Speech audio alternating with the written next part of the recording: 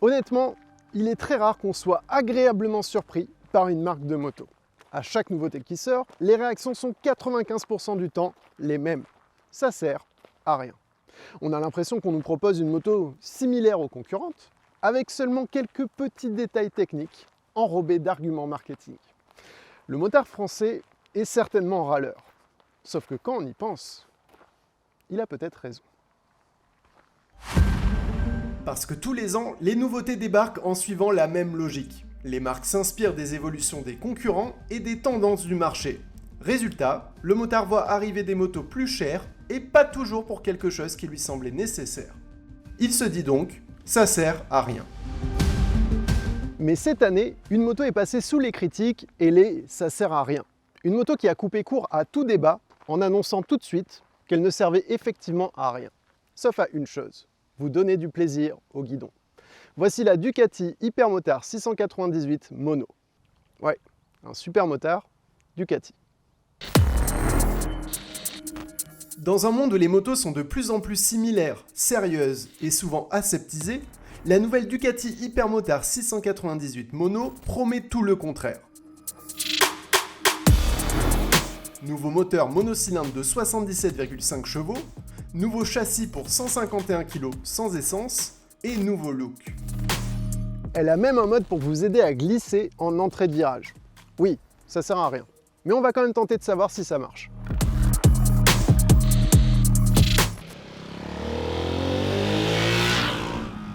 Alors déjà au niveau de la position, on est bien sur un super motard. On est assis très droit, très haut, la selle est à 900 mm du sol et le guidon est super large. Donc on domine bien la moto, c'est assez agréable. Mais le plus surprenant, c'est la légèreté. Elle fait 151 kg sans essence. En fait, j'ai jamais roulé sur une Ducati aussi légère. La seule chose plus légère aujourd'hui au catalogue Ducati, ce sont leurs vélos électriques. Pour parvenir à cela, Ducati a fait attention à tout. Les jantes sont à bâton, car plus légères que les roues à rayons habituelles des supermotards. Le freinage est confié à un seul disque de 330 mm, pour gagner du poids. Un seul disque, ça veut aussi dire un seul étrier et moins de durite. Donc au final, ça fait une belle économie de poids. Et vu que la moto est légère, c'est largement suffisant pour la ralentir. Mais ce qui m'a le plus étonné avec cette moto, c'est son équilibre. En fait, la première fois que j'ai fait une roue arrière avec, j'ai trouvé que l'avant était assez lourd. En tout cas, pour un supermotard. Ça veut dire que les ingénieurs ont décidé de mettre du poids sur l'avant de la moto. Beaucoup plus que sur un supermotard conventionnel. Et ça aide la moto à donner plus de feeling en virage. C'est plutôt rassurant. Mais la chose qui détermine le poids d'une moto, c'est son moteur. Si celui-ci est petit et léger, cela veut dire que tout le reste de la moto peut être léger. Pour cette raison, Ducati a créé un tout nouveau moteur monocylindre. C'est une petite révolution pour Ducati, qui n'a pas sorti de monocylindre homologué pour la route depuis une bonne cinquantaine d'années. Ce moteur est petit, mais il dispose des meilleures technologies des Italiens, notamment dérivées de la Ducati Panigale V4R. Par exemple des soupapes d'admission en titane ou encore la forme du piston. Mais surtout, il y a les cotes les plus carrées jamais produites sur un monocylindre de route. C'est-à-dire un piston très large qui parcourt peu de chemin. C'est pas bien mimé, mais c'est ça que ça veut dire. Cela permet au moteur de prendre plus de régime, 10 250 tours minute. C'est beaucoup pour un monocylindre, et c'est rendu possible grâce à une chose caractéristique de Ducati, la distribution desmodromique. Sur la quasi-totalité des motos du marché, les soupapes remontent avec des ressorts, un peu comme sur ce stylo. C'est un ressort qui fait remonter la mine. Sauf que quand on l'actionne de plus en plus vite, il va y avoir un moment où le ressort ne va pas réussir à faire remonter la mine, et donc la soupape, assez vite. Donc la vitesse de rotation du moteur est limitée par la vitesse de détente du ressort. Ducati évite cela en rappelant ses soupapes mécaniquement.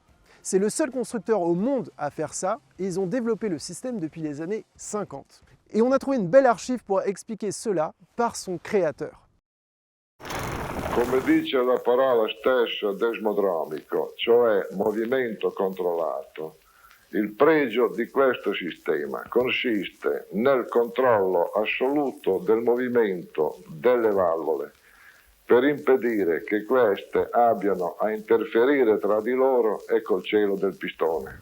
Voilà, donc en fait ça Data permet... quindi la sicurezza estrema che si ha con questo sistema di controllo, si possono incrementare i diametri delle valvole, le alzate, Donc en fait ça e permet... usare dei diagrammi di velocità e accelerazione molto più spinti dei normali. Voilà, Ciò donc- comporta naturalmente un incremento delle prestazioni del motore, cosa che ha fatto dei motori Ducati la favola dei motori a quattro tempi conosciuti in tutto il mondo. Voilà, donc en gros ça permet au moteur de tourner plus vite. Et ça c'est plutôt cool. J'ai jamais roulé sur un monocylindre qui se comportait comme ça. Déjà, il vibre très peu. Franchement, ça cogne bien sûr à bas régime, mais vu qu'il y a deux arbres d'équilibrage, bah en fait ça vibre autant qu'un bicylindre à peu près. En tout cas, au niveau du guidon, il n'y a quasiment aucune vibration. On sent un peu sous la selle, donc ça fait un peu de vie, on va dire. Ensuite, quand on est sous les 6000 tours minute, bah, il se passe pas grand chose. Vous voyez, il faut mettre vraiment du gaz pour que le moteur réponde. Le comportement est presque un peu mou. Par contre, au-dessus de 6000 tours minute, ça pousse grave. Ça allonge et ça continue de pousser jusqu'à 10 000. Normalement, sur un mono, on est toujours un peu surpris par le rupteur qui arrive très tôt. Mais là, wow, voilà, il arrive tard, hein, c'est vraiment cool. Hein. En fait, c'est un monocylindre, mais avec beaucoup moins de défauts que les monos habituels. Même s'il cogne toujours à bas régime, notamment sous les 3000 tours minute, ce moteur montre une nouvelle facette d'un monocylindre, beaucoup plus sophistiqué. Comme si Ducati avait réussi à transformer le caractère de cette motorisation pour quelque chose de plus efficace, mais aussi de plus facile. La poignée de gaz électronique renforce cette sensation de facilité. En fait, on sent qu'elle est là pour vraiment enlever tous les à-coups du moteur sur les premiers millimètres de gaz. La moto est vraiment très douce. Ensuite, on a pas mal de modes de pilotage. On en a 4 avec différentes puissances moteurs. On a un traction control, on a un contrôle du frein moteur et on a même un anti-wheeling. Et ça, c'est plutôt bienvenu parce qu'il faut avouer que quand la moto commence à vraiment prendre du régime, l'avant est plutôt léger. Et cette électronique permet de faire beaucoup de choses. Notamment de permettre à n'importe qui de toucher du doigt une des meilleures sensations à moto. Grâce à des modes d'ABS paramétrables, la Ducati Hypermotard 698 est la première moto qui permet de glisser au freinage sans prendre de risque. Et pour savoir si cela fonctionne, j'ai donné rendez-vous à François sur un circuit de karting désaffecté. Bon. La glisse, toi t'en fais pas souvent. Pour ainsi dire, jamais. Ah ouais, ok. On va dire que c'est pas trop mon truc. Pourquoi? En fait, j'ai jamais eu trop l'occasion d'en faire. Bon, il suffit d'être sur une moto. Oui, mais je veux dire, j'en ai déjà fait, genre t'arrives au feu rouge, t'essaies de faire une glisse. Ouais. Mais en fait, ça se transforme plus vite en mauvais dérapage Ok, qu'en vraie belle glisse, utile, qui permet de placer la moto, tout ça. Bon, d'accord. Donc tu as tendance un peu à bloquer l'arrière. Oui. Le peu de fois où tu as essayé, en tout cas, complètement. c'est ce qui Enfin, en se tout passait. cas, chaque fois que j'essaye, c'est ça qui se passe, oui. Ouais. Bon, en fait, sur une glisse, il faut réussir à ralentir la roue arrière le plus possible pour qu'elle perde de l'adhérence, mais sans la bloquer pour que la moto ne se mette pas en travers et que ça fasse une mauvaise raquette, quoi. Alors j'ai bien la théorie, Ouais. effectivement, mais c'est le feeling qui manque. Alors c'est peut-être une question de pratique, mais en tout cas, j'ai pas ce feeling, ouais, effectivement. Bah, écoute, sur l'hypermotard, il y a plusieurs modes ABS pour t'aider petit à petit à glisser. Donc il y a le mode 1 où tu as l'ABS sur l'avant et pas d'ABS du tout à l'arrière. Donc c'est ce que j'ai utilisé tout le tournage, mais moi j'ai appris à faire des glisses quand j'avais 9 ans, donc Oui, ça compte pas. c'est pas un bon exemple. Et après, tu as les modes 2 et 3 où tu as de plus en plus d'ABS sur l'arrière pour te permettre quand même de ralentir la roue au frein arrière sans la bloquer. Et après, tu as le mode 4 où tu as l'ABS à fond, mais du coup, tu peux pas faire de glisse, quoi. C'est un peu la glisse pour les nuls, en fait.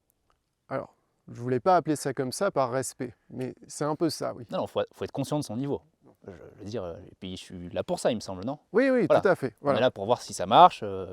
On t'a mis du coup, enfin je t'ai mis des quilles. Je vois. Donc j'imagine l'exercice du coup.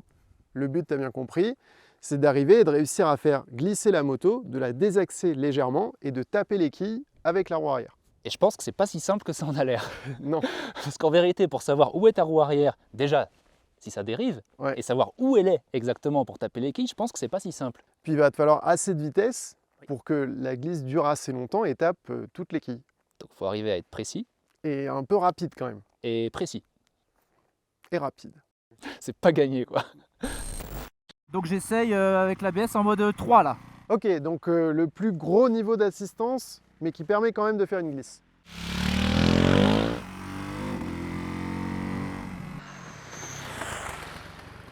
Eh, il y avait un petit quelque chose là, non? Et oui, j'ai senti l'arrière qui partait un peu. Ok. Mais je vais réessayer parce que j'ai l'impression que j'ai été un peu bridé par la moto. Ouais. Allez, on garde de la vitesse et on freine fort. Ouais, Un peu trop de frein avant là, je pense. ouais, j'ai senti l'arrière qui se décollait un peu.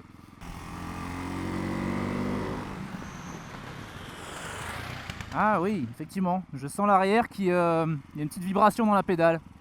Ah ouais, ouais, c'est que t'es dessus, ouais. Mais pour l'instant, ça glisse pas des masses. Hein. Est-ce que tu te sens en sécurité? Là, j'ai l'impression qu'il peut rien m'arriver. Ouais. Je pense que tu peux essayer mode 2. Ok, donc j'essaye en mode 2.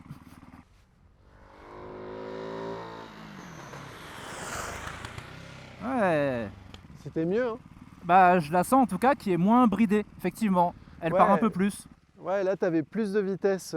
Du coup, je pense que tu peux appuyer plus fort sur le frein arrière maintenant. Oh! T'en as eu 3! Oh, pas mal. Bravo! Attends une seconde que je les remette. Allez, Et au fur et à mesure des essais, cela commence à ressembler à quelque chose. mais tu tombes combien de rapport? 2. Je suis en 4 et j'arrive en 2. Ah non, mais la première, hein, Jackie. Hein. Ah, d'accord, ok.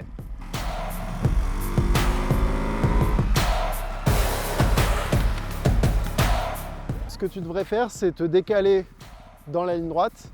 Et en fait, quand tu lances ta glisse, revenir à gauche. Genre un appel contre appel. Ouais, voilà. Ah merde, ok, du coup je me suis déconcentré.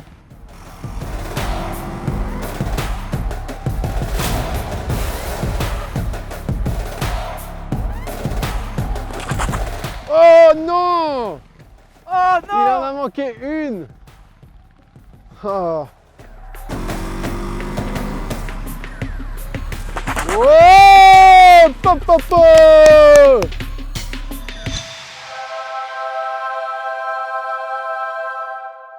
Les 6! Nickel!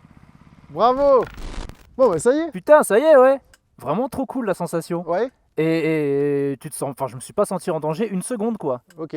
Bon, faut le temps d'être précis, d'arriver à mettre la roue où tu veux et tout, mais. Putain, c'est cool. Ouais, donc ça marche. Ouais, ah ouais, de ouf! De ouf! Et t'as vu, elle est cool quand même. Hein. Oh, c'est doux!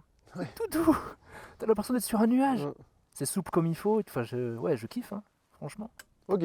Bah tu vois, j'avais peur que ce soit que moi qui kiffe parce que j'aime bien ces motos-là et tout. Mais si toi aussi t'aimes Bah, ça bien me fait mal de le dire parce que j'aime pas trop que t'aies raison, mais là. Oui, oui, et puis surtout tu me dis tout le temps que c'est des engins agricoles qui servent à rien, les super motards, machin. Mais carrément. Alors, je dis pas que ça sert à grand chose, mais par contre, là, ici, aujourd'hui, c'est bien. Franchement, Ok. c'est bien. Bon bah cool. Si tu veux rouler un peu avec. Carrément, ouais. Évidemment, il y a beaucoup de défauts dont on n'a pas parlé dans cette vidéo. Le réservoir de 12 litres, le shifter qui est parfois un peu long, et le tarif. 12 790 € de base et 1000 € de plus pour cette version RVE. Oui, c'est cher, tout en étant dans les tarifs de la concurrence. En revanche, on ne peut qu'être content de voir qu'une grande marque sorte une machine fun et tente encore de repousser les limites du monocylindre. Alors oui, la Hypermotard 698 mono sert effectivement à rien, mais elle tient sa promesse de donner du plaisir au guidon. Et c'est bien tout ce qu'il faut retenir de cette machine.